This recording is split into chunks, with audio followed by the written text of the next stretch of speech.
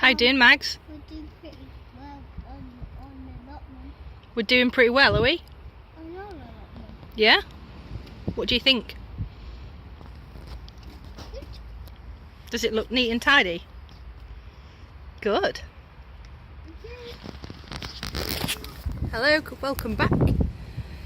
Today we are going to plant some daffodil bulbs that I picked up that were quite cheap from Plants Galore, which is a big garden centre. Well, it's not a garden centre per se. It's like a nursery that sells plants and tools and pots and things like that. They don't have all the extra accessories that typical garden centres have these days. Why are you doing So, Mums. oh, the robin. The robin just came to see if you could get some food. So yeah, instead of like, I think it was like £1 a pot instead of £3 or £4 a pot. So I picked up a few, and I'm going to plant them around my fruit trees, and they'll hopefully come back year after year and look fantastic in the dreary months, which is January, February time. Maggie just tried to fly a kite for the first time in some wind, but it was a bit strong, wasn't it? Frightened you a little bit. So we'll have to try it on a quieter day. I'm sure everybody in the park got a bit of a fright, thinking she was injured. Okay, let's go and do some planting. Handle. This is where we're going to plant the bulbs today. So this is my orchard. An orchard apparently is at 5 trees or more.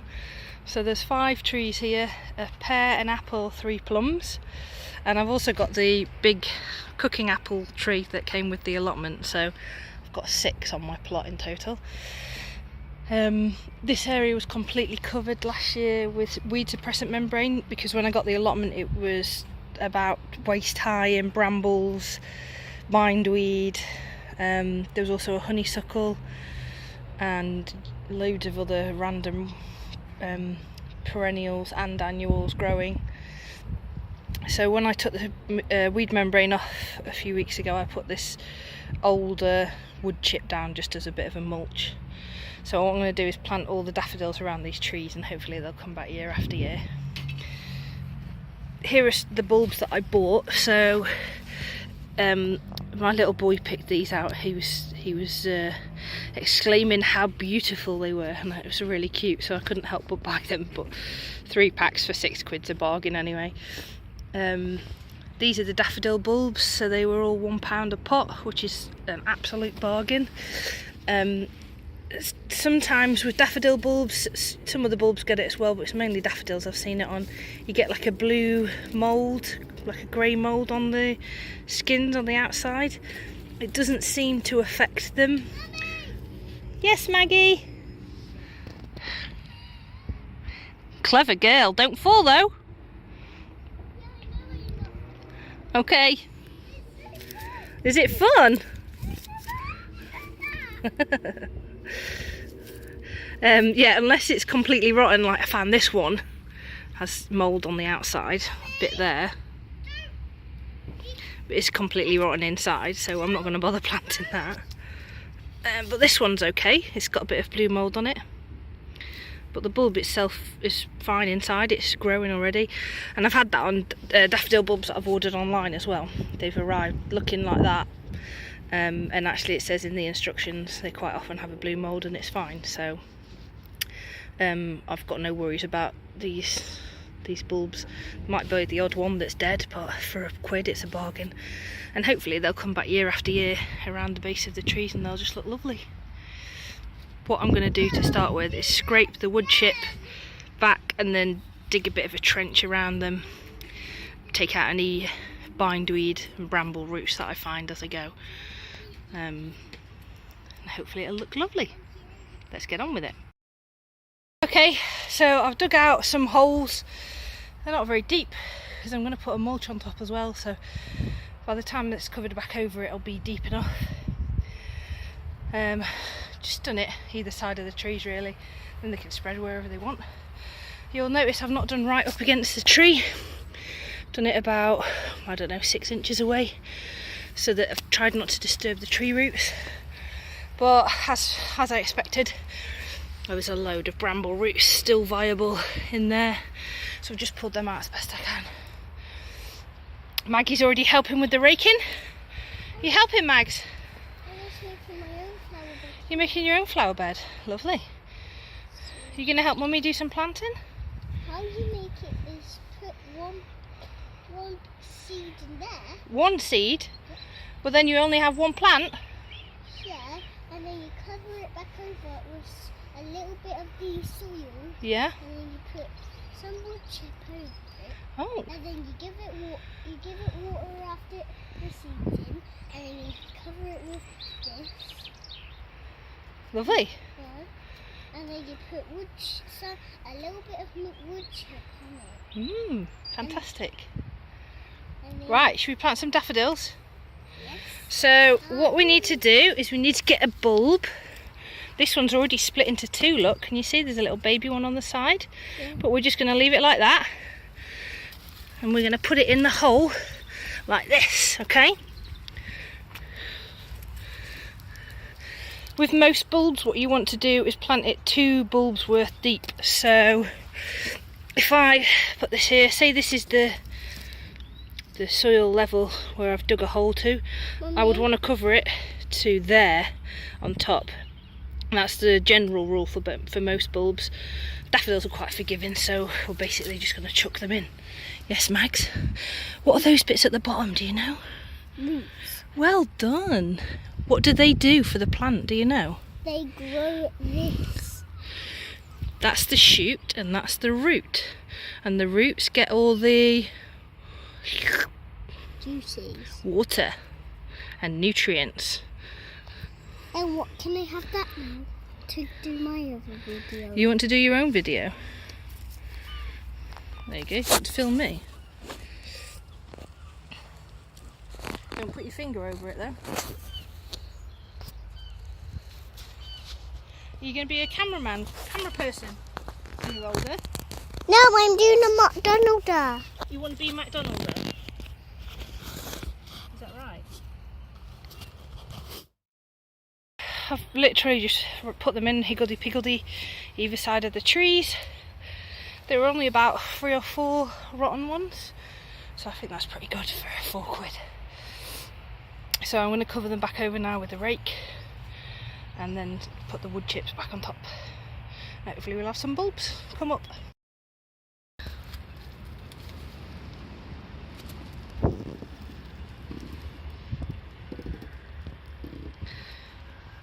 Is that all your video is, swinging, Mags? No, not all of it.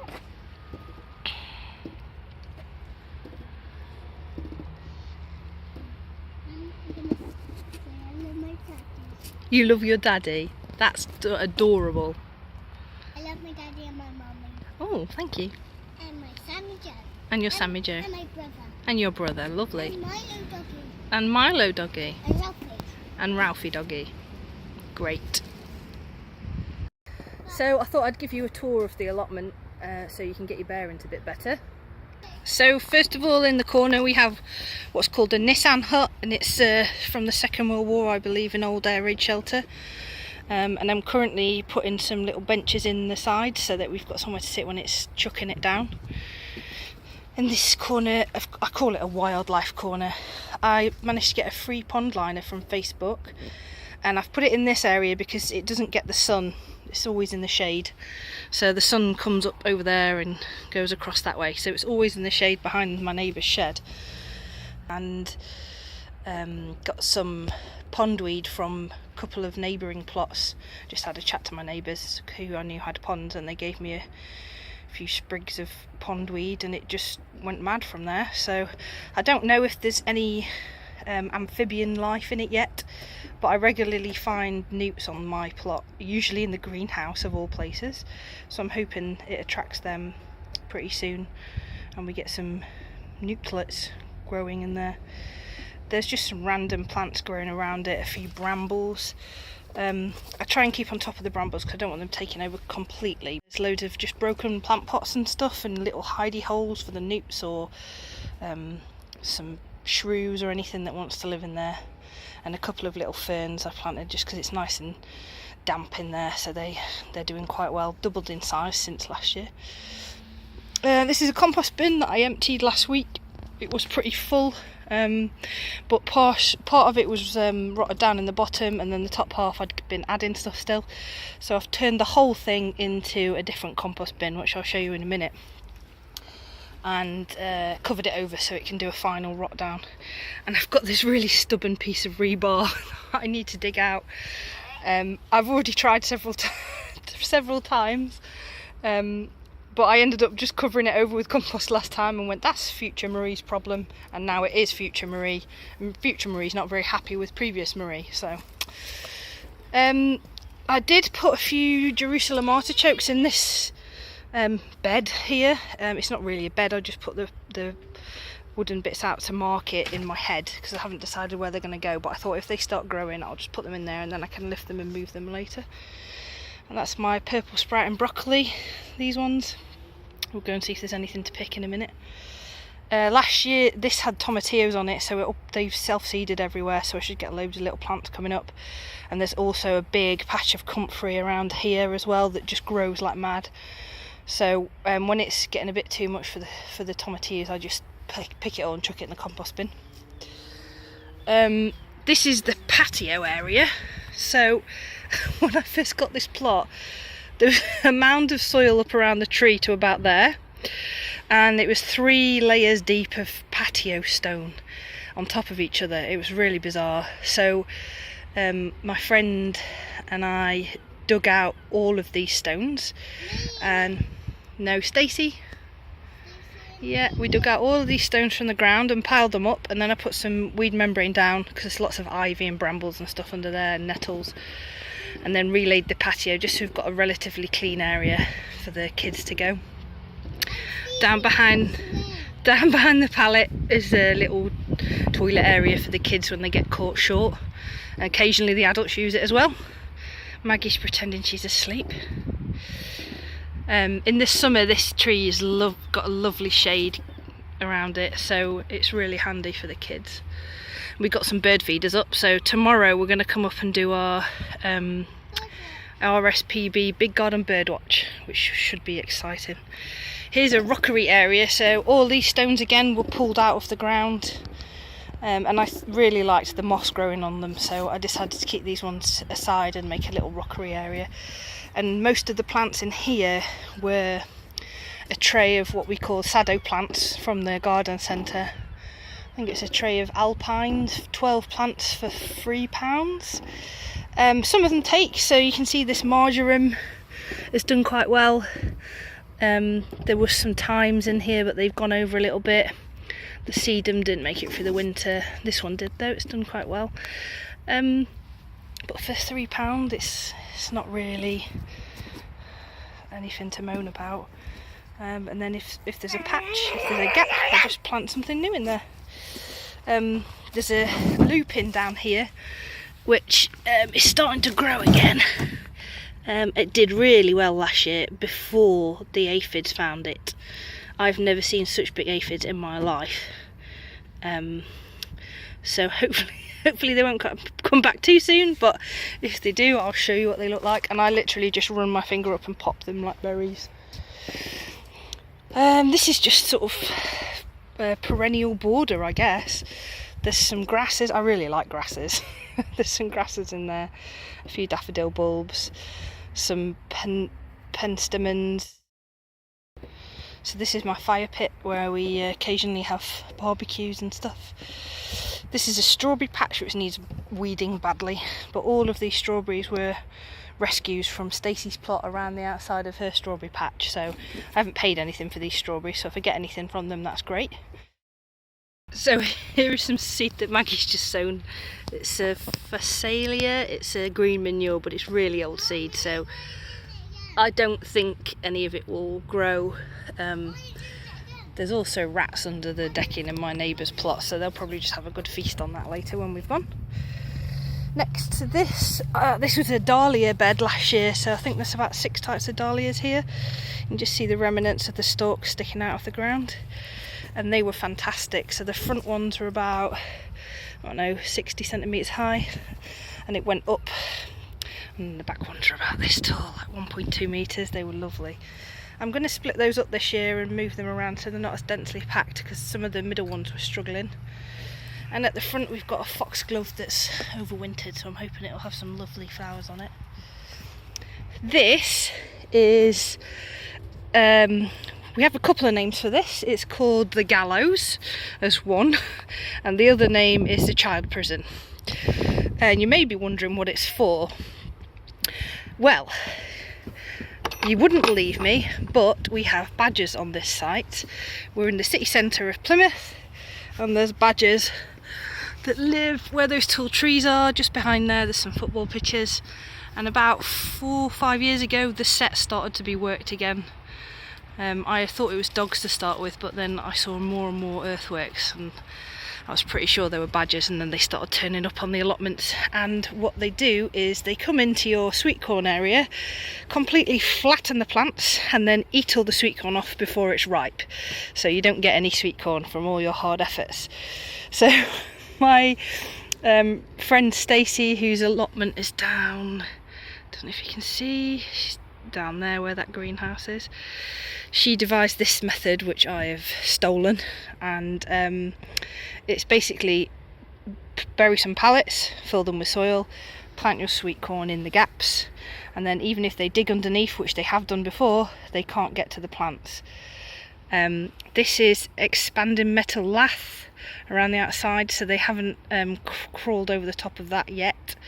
And then this is just some of my old kids' cot that's on the sides, just to keep down the costs for the lath. It's only like, I think it's £6 for a sheet, so it's not really expensive, but most allotment holders try to do stuff for as cheap as possible. It's like an ethos. So it's fantastic. It worked really well. We actually got some sweet corn this year. It's the first time I've ever managed to harvest it. All the previous years I've tried, it's just been flattened, and I swear every year I'm not going to try it again, but then Stacey had this genius idea and it works, so it's fantastic. The kids also like playing in it and regularly lock each other inside it and play all sorts of games with prison and police and things like that. And I'll show you a clip of last summer when the sweet corn were growing out the top of it and the kids were inside it. They were only about 1 metre inside it, but you could not see them at all. It was pretty impressive. We were playing Jurassic Park.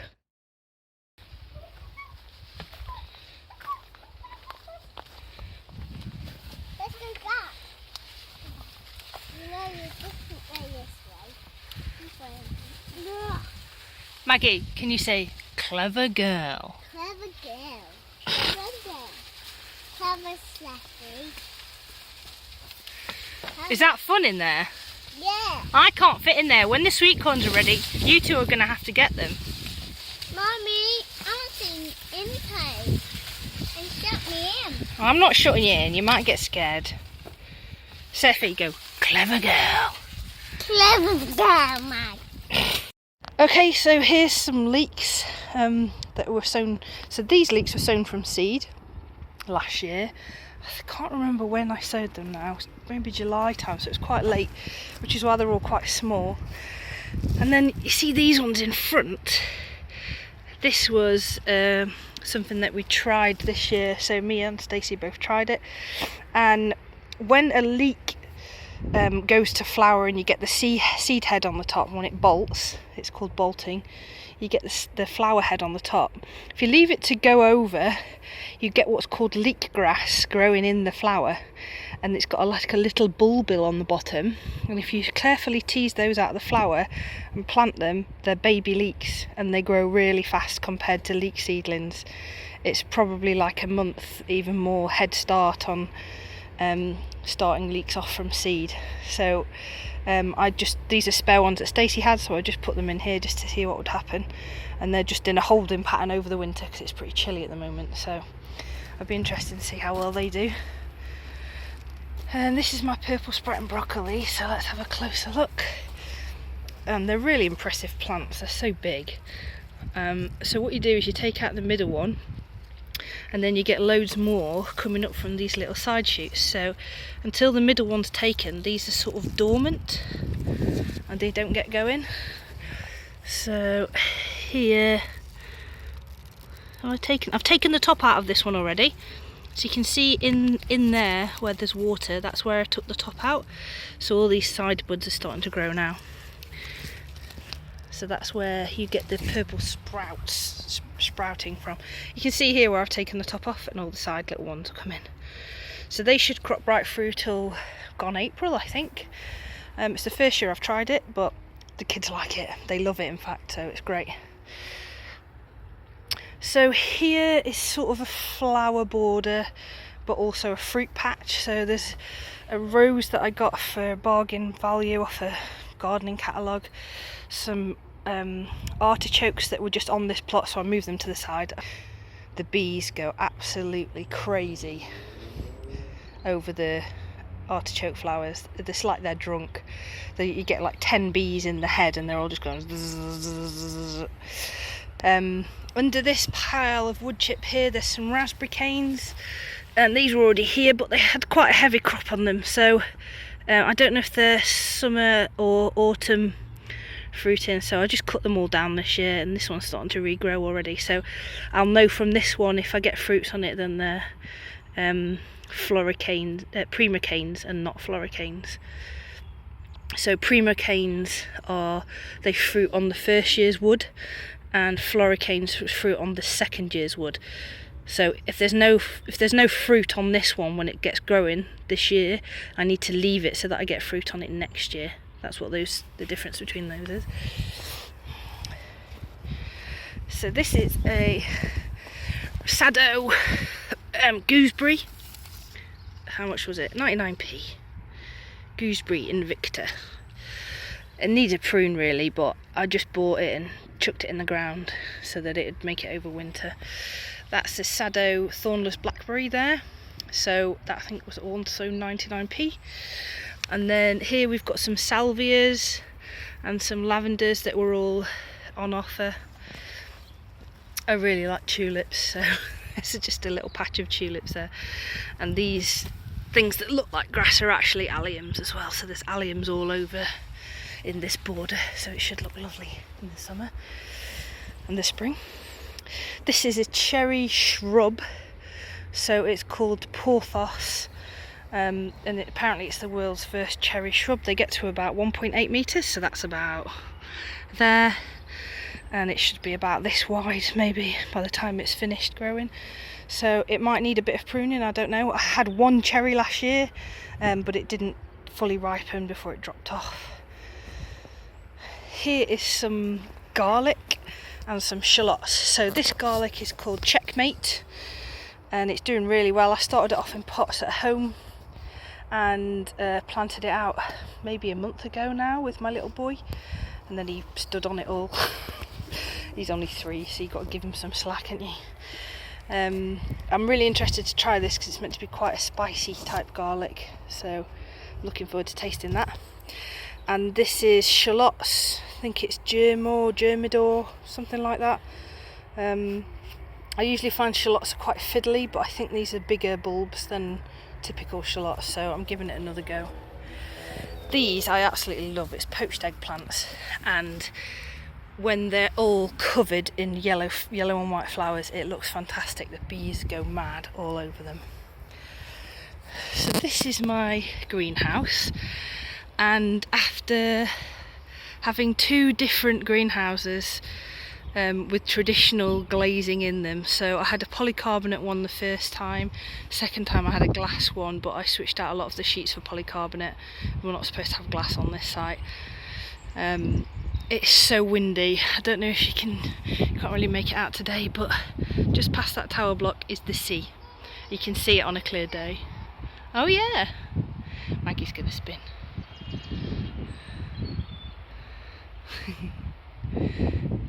So on a clear day you can see the sea, so any weather just comes straight in up here. We get all the high winds. So I've lost 2 greenhouses to the high winds and I was fed up of it, so I thought rather than investing in more second-hand greenhouses and more polycarbonate sheets that take off and sail away into the wind never to return, I'll build my own one. So I stole part of the idea from my neighbour's greenhouse with the polycarbonate sheets, and he's got the plastic things to hold it in place with the screws, because with the polycarbonate it just rips past the screws quite easy in the wind. So what I've used is penny washers to hold it in place. There you go. So I built this myself, I designed it myself. I had help from Stacey one day, I think, just to put the sides up, but the rest of it I did all by myself. I'm really proud of it, and it's been here for 2 years now. There's only one issue that I've had really, which is that I didn't seal in between the polycarbonate sheets on the roof, so where the gaps are I get drips. So eventually at the end of the summer I do get blight, but I've bought some flashing tape to make a repair, which will hopefully be a bit more permanent. But it works really well. It's twin wall polycarbonate that's 4mm between each sheet, so it actually retains its heat really well. And last year I planted my tomatoes out in it on the 21st of March, and they survived, so it did what I wanted it to. So this is a thornless tayberry. I've got two, one on each side, so there's one on the other side as well. And I just bought this trellis from a local timbers merchant. I think it was like 16 quid for the sheet. Screwed it up and then weaved all the tendrils through. That's the other one on the side there. I like planting stuff into the ground in my greenhouse. It means that they can get more nutrients and more water than you can in grow bags and pots. So I also use the string method to tie up my tomatoes, which I'll show you when it's time. So you can see this is where the leaks happen, directly above the joins here. So it's not the worst, but I did get patches of blight where the worst leaks are. So I think both years I've planted about 30 tomatoes in here, and I did have my cucumbers growing up this wall. I'm going to move that to the other wall because they usually only get to about this high as well, whereas the tomatoes hit the roof pretty fast. So it's about 1.8 at this point, and I think it's 2.2 at this end. So I'm going to grow tomatoes on that side this time. Alright Maggie, you like playing in here, don't you? You like picking tomatoes for mummy. Come on then.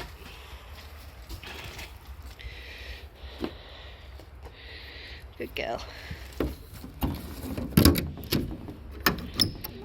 Yes, Mags. Can you make a little den? Yeah, but not today. Sorry. Can we go home? We're going to go home, yeah. What about the stuff? I'm going to go and get it. I'm just doing some more filming. So this year, this is going to be my squash and beans bed, beans for drying. So I'm going to have wigwams placed around, and then the squash and pumpkins can just grow all the way in. I think this was going to be carrots, maybe some peas, and then this was going to be outdoor tomatoes. I still have a few leeks in here. And my best attempt yet at celeriac. It's about the size of a tennis ball by the time you peel it, which isn't the best. So I need to try and sort that out this year. I think it's my 4th year of trying them, but oh well, keep trying, it's fun. This is a lovely sight to see. Oh, there's a little snail in there. Lovely sight on a cold winter's day. All the others are coming as well. I don't tend to cut my daffodils because I feel like everyone likes to see them when they come up. My main compost bin, so the path here you can drive up when it's not soaking wet. So I do lots of sourcing of materials on Facebook. I get grass clippings from one person, and I get horse manure from another, and I get chicken straw from somebody else. And then, oh okay, I've got a limbo apparently. I'll be there in a sec, you wait there then. And I also get loads of cardboard from work, and the worms love it. And I covered all of this half of the plot with that compost. This is the compost that I turned the other day, so I'm hoping it's ready in a couple of months. And then this is just some wood chip that we get delivered for free. Okay.